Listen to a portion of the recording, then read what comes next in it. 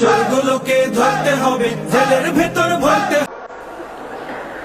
হযরত মুসা আলাইহিস সালাম বলেন, ফেরাউন রে, জেলের ভয় আমি করি না, আমাকে জেলের ভয় দেখায়া লাভ নাই, আমি আল্লাহ পাকের পয়গম্বর হযরতে মুসা আলাইহিস সালাম।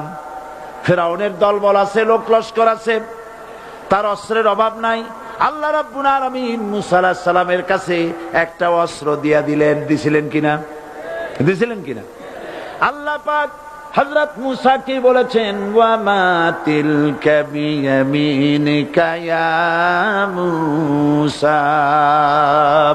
মুসা রে, তোমার হাতে ওটা কি? মুসা আলাইহিস সালাম বললেন, এটা লাঠি। আল্লাহ পাক বললেন, ফেলে দাও লাঠি। লাঠি ফালায় দিলেন, কি হয়ে গেল? হিয়া হাইয়াতুন তাসআ,